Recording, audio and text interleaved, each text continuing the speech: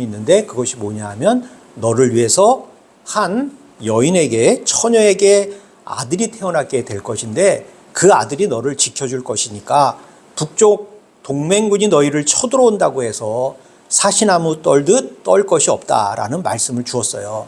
이 말씀은 무엇이냐면 우리도 세상을 살 때 우리가 경험하지 못한 여러 가지 어려움과 두려움과 공포감이 우리를 찾아와서 우리를 사시나무 떨듯이 부들부들 떨게 만들고 두렵게 할 때 바로 누가 오신다? 우리가 12월 25일 날 이 땅에 우리를 구원하기 위하여 태어나실 예수님을 하나님께서 우리에게 보내주셔서 우리가 부들부들 떨던 그 공포에서 우리를 벗어나게 해준다는 약속의 말씀을 우리가 지난주에 선포를 했습니다. 혹시 이 말씀을 지난주에 생각을 하시면서 한 주간 살며 내가 세상 살아가면서 겪고 있는 그리고 또 만나고 있는 공포감, 두려움이 어떤 것인지 한번 생각해 보신 분들이 있으면 좋았겠다 하는 생각이 들어요. 여러분은 세상 살면서 무엇이 제일 두렵고 공포스럽습니까? 요새 어르신들이 장수시대를 살아가는데 하는 말씀은 병원에서 오랫동안 지내다가 돌아가시는 것을 요새 연세 드신 어르신들은 제일 두려워한다고 하더라고요. 두 발로 걸으면서 어느 날 갑자기 아파서 하나님 나라에 가는 게 좋지 병실에 누워서 치료받으면서 내 몸 마음대로 세상 살지 못하고 이 세상의 삶을 다 마치는 것이 제일 두렵다고 해요.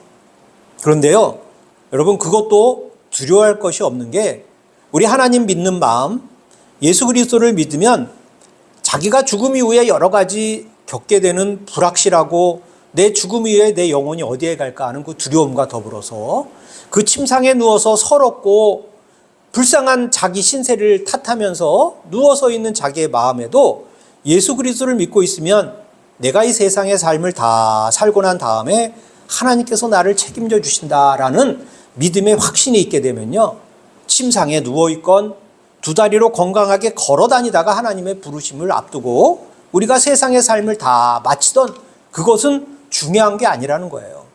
이 세상에 우리가 잠깐 살다가 우리가 하나님 나라의 부르심 앞으로 나가는데 그 부르심 앞에 두려워할 것은 없다라는 거예요.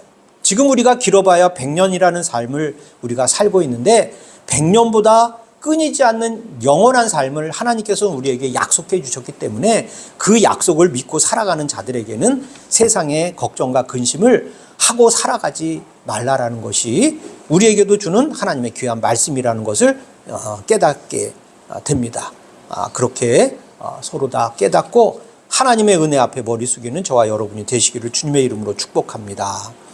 자, 오늘은요 계속해서 이어지는 말씀인데 지난주에는 쳐들어온다는 소문을 듣고 사시나무 떨듯 부들부들 떨고 있는 아스 왕에게 준 하나님의 말씀이잖아요.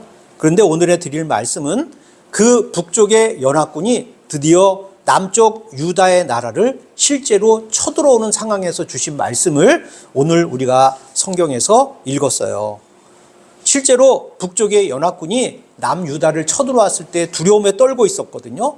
왕도 신하들도 백성들도 떨고 있었어요. 그때 하나님께서 이스라엘 백성에게 주신 말씀이 이게예요. 흑암에 행하던 백성이 큰 빛을 보고 사망의 그는질 땅에 거주하던 자에게 빛이 비추도다. 이 말씀을 주고 계셨고요. 또 하나는 이는 한 아이가 우리에게 낳고라는 말씀이에요. 이 두려움에 떠는 것이 아니라 실제로 북쪽의 연합군이 쳐들어와서 어려움에 처해 있을 때 그 실질적인 어려움의 상황 속에 있는 나에게, 우리에게, 남유다의 사람들에게 한 아이를 하나님께서 보내주셔서 그 어려움 속에서 구원해 내셔서 우리에게 맨 아랫줄에 평강의 왕이라고 되어 있잖아요. 우리에게 평안한 안식을 우리에게 주시는 분을 하나님께서 우리에게 보내주신다라는 약속을 주는 것이에요. 오늘 그 말씀을 나누려고 합니다. 우리가 읽지는 않았지만 성경에는 역대하라는 성경이 있어요. 거기 28장 6절과 8절의 말씀을 제가 읽어드릴 텐데 그 북쪽의 연합군이 남유다를 쳐들어왔을 때 어떤 일을 베풀었냐가 성경에 기록되어 있어요. 제가 읽을게요. 이는 그의 조상들의 하나님 여호와를 버렸음이라 르말라의 아들 베가가 유다에서 하루 동안에 용사 12만 명을 죽였으며라는 기록이 있어요. 그러니까 이 베가는 북쪽 이스라엘의 왕의 이름이 베가거든요. 북쪽 나라의 연합군의 왕이 쳐들어와서요, 남유다의 용사라 하면은 군인을 얘기하는 거잖아요. 군인을 몇 명을 하루에 죽였냐면 12만 명을 죽였대요. 그러니까 전쟁에서 남유다와 북쪽 동맹군하고 이 싸움이 상대가 되지 않는 거예요. 하루에 12만 명이 죽었으면 그 나라는 거의 이제 전쟁에서 진 거나 마찬가지 아니겠어요? 28장 8절에 보면 또 이런 성경의 말씀이 기록되어 있습니다. 이스라엘 자손이 그들의 형제 중에서 그들의 아내와 자녀를 합하여 20만 명을 사로잡고 그들의 재물을 많이 노락하여 사마리아로 가져가니라는 성경의 말씀이 있어요. 전쟁에서 하루에 12만 명의 군인을 죽이고 그 다음에 20만 명을 사마리아라는 곳으로 끌고 갔어요. 사마리아는 북쪽 이스라엘 나라의 수도예요. 수도. 그 사마리아로 20만 명의 남유다 백성들을 끌고 갔다는 거예요. 여러분, 이 정도면 나라가 멸망한 거예요. 남유다의 모든 백성들은 살 수가 없는 거예요. 전쟁에 졌죠. 모든 재물이 다 빼앗겼죠. 자기들의 친척들, 친구들, 또 부인, 남편, 아이들, 할머니, 할아버지들이 20만 명이나 사로잡혀 적군에게 끌려간 거예요. 그러니 그 나라의 백성들의 마음 상태가 지금 어떤 상태가 되었겠어요? 이루 우리가 지금 살면서 경험하는 이 고통과는 비교도 할 수 없는 거예요. 우리는 6.25의 전쟁을 겪지 않았고, 여기 박순인 권사님 빼고, 또 6.25의 전쟁을 겪지 않았기 때문에 그 슬픔을 저희는 그냥 영화로 보고 어머니, 아버지, 할머니, 할아버지가 전해준 이야기로 알고 있는 것이지, 그 전쟁에서 먹을 것이 없이 이 눈이 내리는 날에 아이를 등에 업고 피난길에 나서는 그 고통이라는 것을 생각해 보면 우리가 상상한다고 해서 그들의 어려움과 슬픔을 우리가 마음으로 이게 이렇게 느낄 수 없는 거예요. 이때요, 이렇게 남유다가 약해 있을 때 주변의 나라들이 북쪽 동맹국만 쳐들어오는 게 아니에요. 남유다가 힘을 잃잖아요. 그러면 아무것도 상대거리도 아니었던 주변의 나라들도 어라? 남유다 너네들이 이제 뭐 전쟁에 지고 백성들이 다 끌려가는 이제 힘이 없는 나라가 되었네 하면요, 주변에 작은 나라로 존재하던 국가들도요, 요 시기를 이용해서 남유다를 침공해서 자기들이 뺏어갈 수 있는 것, 또 어떻게든 땅덩어리라도 조금 넓혀가는 그러한 기회가 되었다 해서 모든 노력을 다해서 남유다를 공격하는 거예요. 북쪽에서는 큰 연합군이 쳐들어오죠. 남쪽에서는 자기들이 생각지도 않았던 블레셋이라는 나라도, 에돔이라는 나라도 유다를 그냥 공격해서 다 뜯어먹기 시작하는 거예요. 그러니 이 백성들이 어떻게 살아갈 수가 있겠어요? 이때요, 남유다의 아하스 왕이요, 살아날 수 있는 길은 하나밖에 없다. 뭐냐면 북쪽 연합군의 위에 존재하고 있는 아수르라는 나라, 그 나라에 구원 요청을 하는 것이 자기들의 살 길이라고 생각해서 그 아수르에게 구원 요청을 합니다. 역대하 28장 16절에 그때에 아하스 왕이 아수르 왕에게 사람을 보내어 도와주기를 구하였으니라 라고 기록되어 있어요. 그러니까 자기 북쪽에서 쳐들어오는 나라, 더 북쪽에 있는 나라에 도움을 요청하면 그들이 힘이 세니까 자기들을 도와서 북쪽 연합군을 물리쳐주고 자기를 구원해 줄 거라는 생각을 가지고 있었다는 거예요. 그런데 하나님은 이 아하스 왕의 요청을 좋아하지 않았어요. 왜냐하면 어려운 상황과 환경이 처했을 때 하나님을 찾아야 되는데 사람의 힘센 사람에게 찾아가서 나를 도와달라고 이야기를 하는 거예요. 이스라엘 사람들의 신은, 섬기는 신은 여호와 하나님이거든요. 그런데 어려운 일을 만나고 자기 나라가 멸망할 그럴 지경에 있는데 그 나라를 이끄는 왕이라면 정신을 좀 제대로 차려서 하나님 앞에 엎드려 하나님께 구원해 달라고 요청을 해야 되는데, 이 아하스 왕은 엉뚱하게도 힘센 사람을 찾아가서 거기다가 도움을 요청하는 거예요. 여러분, 우리가 잘 역사를 통해서 잘 알고 있잖아요. 우리나라가 어려움에 처해 있어서 옆 나라가 우리를 쳐들어와요. 그러면 그 옆에 나라에 도움을 요청하잖아요. 그러면 어떤 일이 벌어져요? 다 우리나라를 어떻게든 뺏어가려는 생각을 가지고 우리나라 옆에 존재하는 나라들이에요. 그래서 이쪽 나라를 물려준다라고 도움의 손길을 베풀면서 결국은 우리나라 모든 걸 다 뺏어가는 그러한 일이 역사적으로 있어 왔다는 거예요. 여러분, 일본이요, 임진왜란이라는 전쟁을 일으켜서 우리나라를 쳐들어왔어요. 그렇잖아요? 우리나라를 거의 다 점령할 시기에 이 조선이라는 나라가 살 길은 중국에 있는 명나라에게 도움을 요청하는 길밖에 없는 거예요. 명나라에 도움을 요청했어요. 그래서 명나라와 합쳐서 일본을 물리쳤잖아요. 임진왜란에서 승리를 했어요. 그러면 그 다음에 명나라가 조선이라는 나라를 가만 놔뒀습니까? 안 그랬어요. 자기들 힘이 다 빠져서 자기들 나라가 멸망할 때까지 이 조선이라는 나라를 자기들의 종으로 부리듯 많은 것들을 뺏어가고 사람들을 데려가고, 전쟁이 나면 이 조선의 군인들을 데려다가 자기네 전쟁이 일어나는 곳에 가서 싸움을 하게끔 군인들을 그쪽에 보내도록 막 자기 마음대로 다 했다는 거예요. 그러니까 사람이라는 것은, 또 국가라는 것은 자기들의 이익 앞에서 상대를 진심으로 사랑하고 그를 불쌍히 여기는 마음을 갖지 않는 것이 우리 사람들이라는 거예요. 이 아하스 왕도 이때 정신을 차려서 하나님이 역사적으로 남유다를 보호해 준 역사적인 기록들이 자기들의 조상들을 통해서 전래된 그런 것들을 잘 알고 있었기 때문에 정신 바짝 차리고 하나님 앞에 엎드려서, 하나님이 이 역사적인 어려움 속에서 우리를 좀 구원해 주십시오, 구원의 손길을 베풀어 주십시오 하면은 하나님이 구원의 손길을 베풀어 주셨을 텐데, 이 사람은 사람을 찾아간 거예요. 하나님은 이사야 선지자에게 징조를 하나 보여주며 왕에게 전하라고 합니다. 그것이 뭐냐면, 이사야 선지자 아들 중에 마헬살랄 하스바스라는 이름이 좀 길지만 이 아들이 하나 있었어요.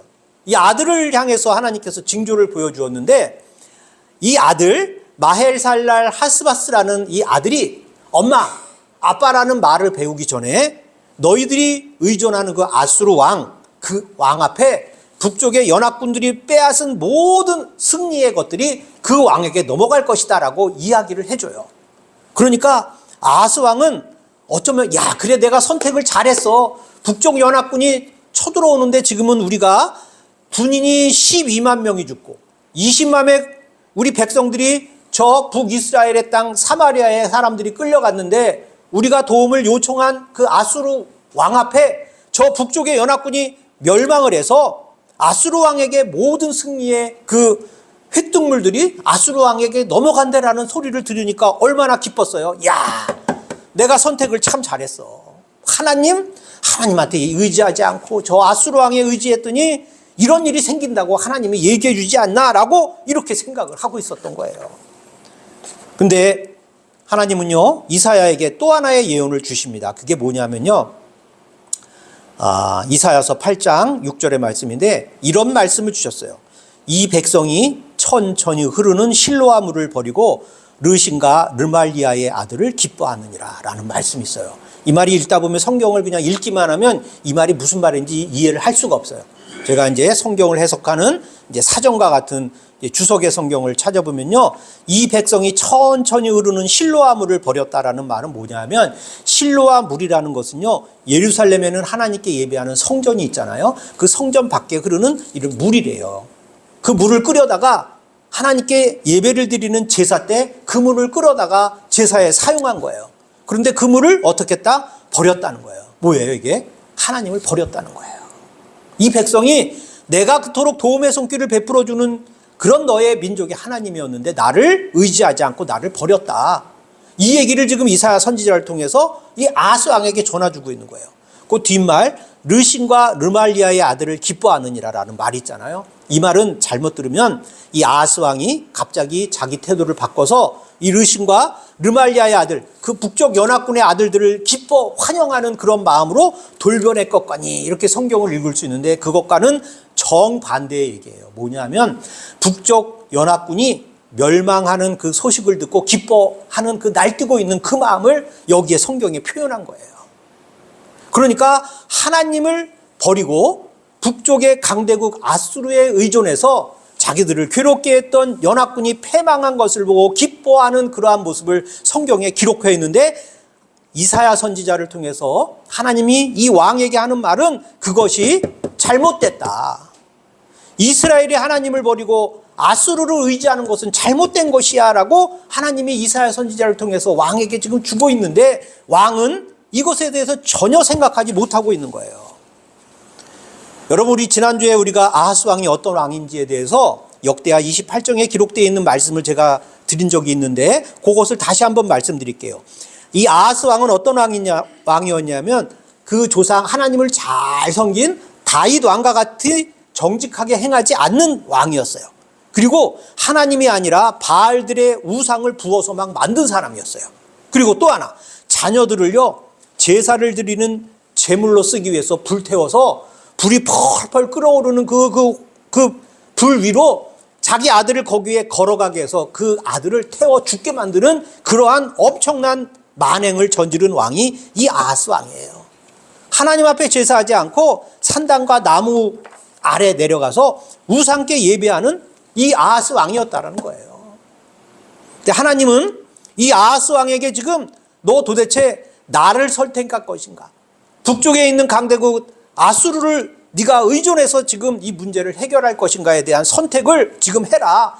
당신 지금 아하스 왕 어떤 결정을 해서 네가 이 백성들의 어려움을 극복해낼 것이냐라고 지금 이사야 선지자를 보내서 계속 지금 말씀을 주고 있는 거예요.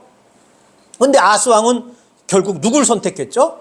하나님을 선택하지 않고 북쪽의 강대국 아수르 왕을 선택한 거예요. 이것이 뭐죠? 하나님께서 아하스 왕에게 거절당한 거예요. 여러분, 젊었을 때 좋아하는 사람이 있으면 가서 사랑을 고백을 합니다. 그렇잖아요? 고백할 때 거절당한 사람도 있고 그 사랑이 받아들여질 때가 있어요. 여러분, 내가 좋은 마음으로 내가 사랑을 해서 그 사람에게 내 사랑을 고백했어요. 그러면 받아들이면 참 좋은데 거절하면 거절당한 사람, 거절당해보신 분은 알 거예요. 거절당해보신 분의 마음은 어떤 마음이 듭니까? 정말로 슬프고 마음이 찢어져요. 지금 하나님이 이거예요. 이스라엘 백성을 너무도 사랑해가지고 내가 너희를 도와줄 준비가 다 돼 있어. 나를 좀 찾아. 나를 부르짖으면 네가 당한 이 문제를 내가 해결해 줄게라고 했더니 아하스 왕이 깨끗하게 나 하나님 몰라.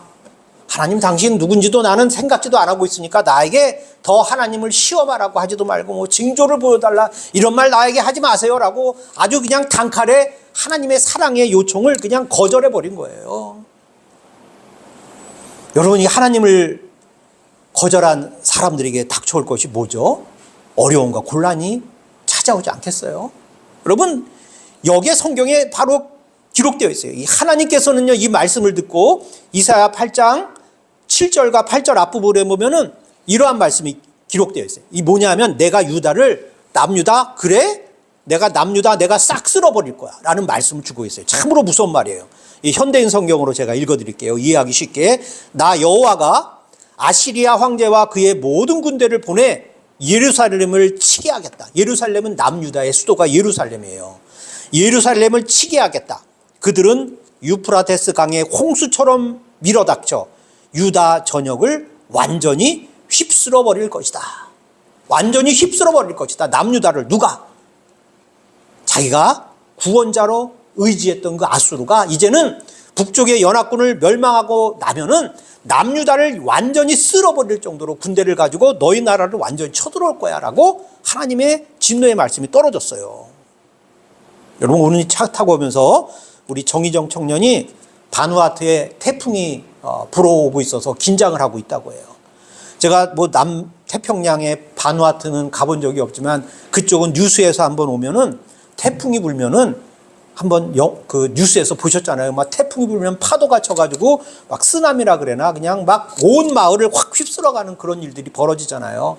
여기 성경에 오늘 말씀이 아까 오면서 그 말을 딱 듣는데 이 말이 딱 생각나는 거예요. 오늘 설교 말씀에 홍수처럼 밀어닥쳐 유다 전역을 다 휩쓸게 하겠다고 하나님 말씀을 주셨는데 지금 바누아투에 홍수가 태풍이 올고 있다는 얘기를 하더라고요. 이 말씀이 딱 생각나더라고요.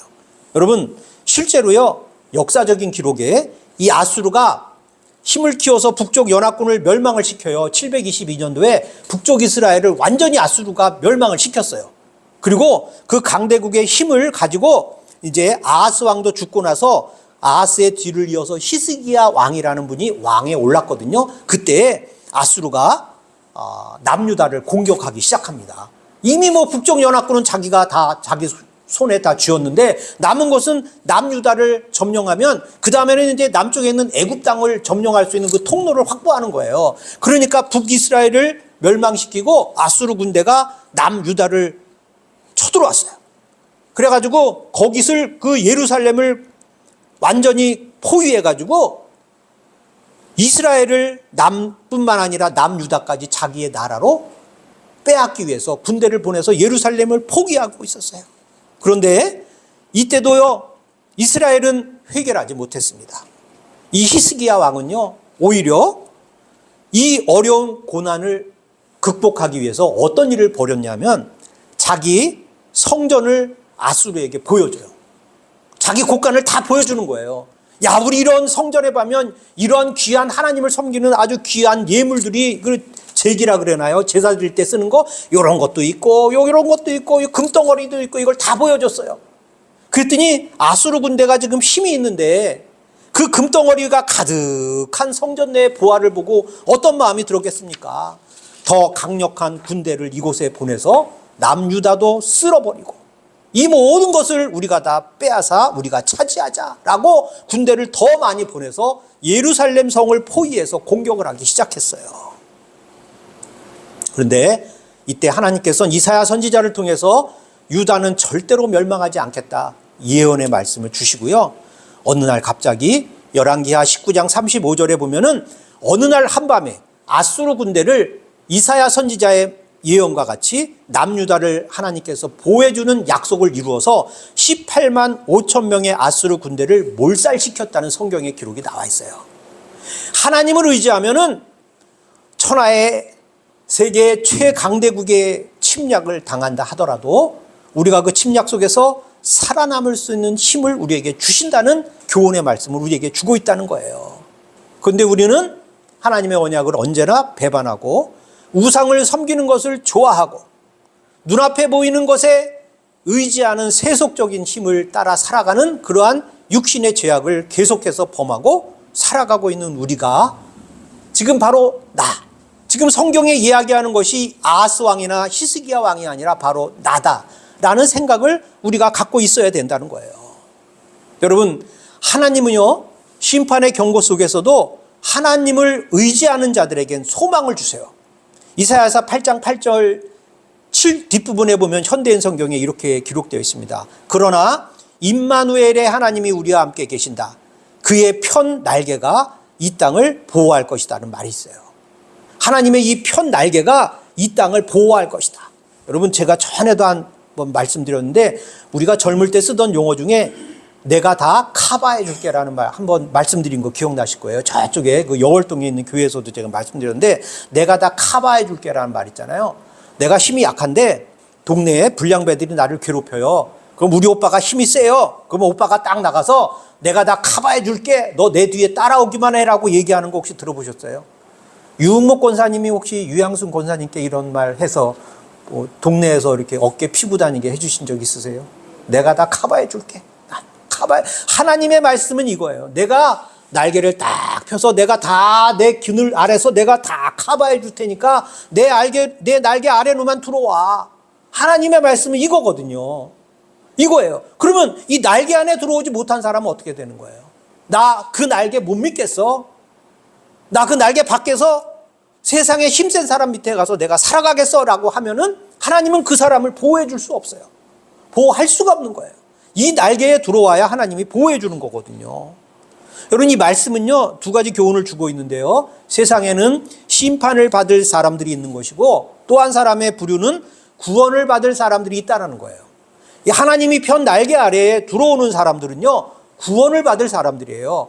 하나님의 능력과 하나님의 은혜를 내가 기억하고 내가 수많은 죄악 속에 수많은 범죄함 속에 사람들이 나를 죄를 지적하면 그 죄악이 남들 앞에 드러날 때 얼굴이 시뻘개지고 부끄러워서 얼굴을 들 수 없을 만큼 죄악 속에 내가 살아갔다고 하더라도 그 죄악된 삶을 깨닫고 하나님의 이 편 날개 아래로, 그늘 아래로, 보호막 아래로 들어오면 하나님이 구원해 주시겠다는 거예요. 그런데 이 날개 들어오지 않는 사람들은 뭐예요? 심판을 받을 자들이거든요. 이 심판받을 자들에게는 하나님이 북아수르를 들어서 그들을 태풍과 같이 폭풍과 같이 그들을 쓸어버리겠다고 하는 그 약속의 말씀과 같이 하나님을 두려워하지 아니하고 하나님의 사랑을 거절하는 자들에게는요, 하나님은 심판을 반드시 행할 것이다라는 약속의 말씀을 우리에게 주고 있는 거예요. 그러니까 오늘 우리는 이 말씀을 들으면서 어떤 삶을 살아야 돼요? 내가 하나님의 은혜를 내가 받아서 구원받는 사람으로서 세상을 살아가겠다는 결단을 이 시간 해야 된다는 거예요. 하나님은 공평해요. 죄 지은 사람은 벌 주는 거고 하나님 뜻 안에 살아가는 사람은 상을 주는 거예요. 공평한 거예요. 그런데 나는 죄 짓고 살아가요. 하나님을 인정하지도 않아요. 하나님께 예배하지도 않아요. 그러면서 복받기를 원하고 죽음 이후에 영생을 원하는 삶을 살아가고 있다? 그러면 이건 공평하지 않잖아요. 이것이 어떻게 공평할 수 있어요? 우리 하나님은 공평하신 하나님임을 고백하는 저와 여러분이 되시길 바랍니다. 이 아하스 왕은요, 끝내 어떻게 했다고요? 하나님의 도움의 손길, 너 나에게 예배하고 나를 찾으면 내가 너를 도와줄게라는 것을 어떻게 했어요? 끝끝내 거절했어요. 이사야서 8장 19절에 보면요, 주절거리며 속살거리는 신접한 자와 마술사에게 물으라라는 말이 있어요. 네?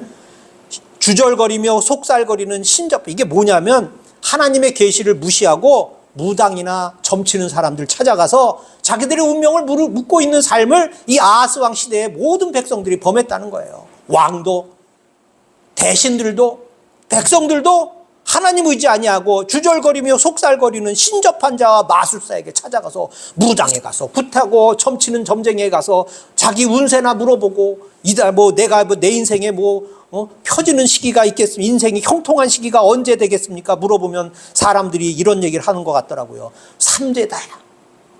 너 인생에 꼬여있는 게 삼재래요. 삼재. 그놈의 삼재가 뭔지 모르지만 삼재가 꼈는데 3년만 지나면 네 인생이 형통한다고 얘기한다고 우리 가서 점치는 분이 얘기하더라고요.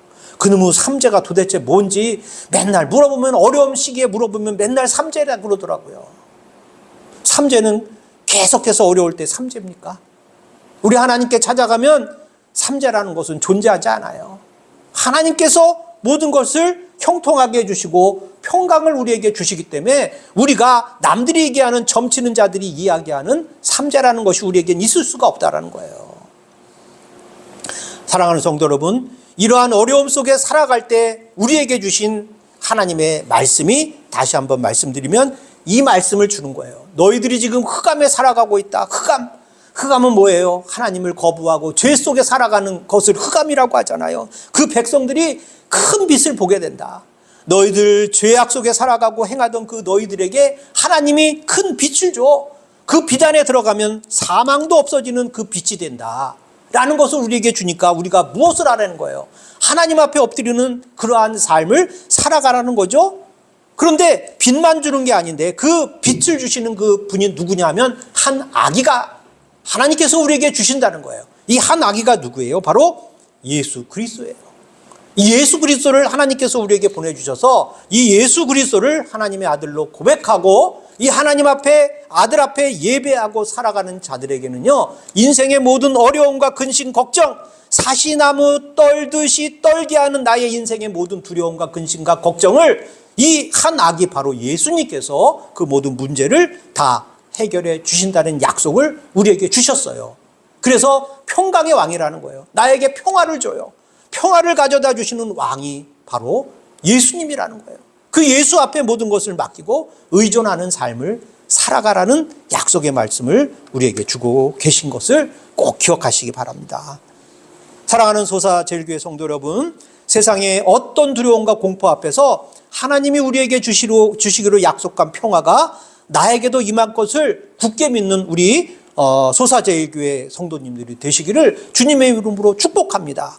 나는 아니야, 나는 너무 죄가 많아, 이거 생각 가질 게 아니라 내가 하나님 앞에 다시 돌아가면 하나님이 약속한 모든 축복의 은혜가 나에게도 임한다 라는 것을 우리가 고백하고 살아갈 줄 알아야 되는 거예요. 여러분이 말씀을 드렸으면 우리는 결단하는 삶을 살아야 됩니다. 그래, 내가 그동안에 의지하던 세상의 모든 것들 다 버리고 점쟁이 찾아갔던 것, 무당을 찾아갔던 것, 내가 하나님을 부인하고 하나님의 존재를 인정하지 않았던 것 다 회개하고 하나님 앞에 돌아와 앉으십시오. 하나님을 예배하십시오. 그러면 하나님께서 우리에게 이 모든 축복, 근심과 걱정을 벗어나는 평강을 우리에게 약속으로 주신 것을 우리의 삶 속에 실제적으로 이루어지게 만들어 가실 것입니다. 사랑하는 성도 여러분, 하나님 앞에 예배하십시오. 오실 예수님을 기다리십시오. 그 예수님께서 우리의 모든 죄를 용서하시고 우리에게 구원의 축복을 주실 것입니다. 이 믿음을 고백하는 저와 여러분이 되시길 주의 이름으로 축복합니다.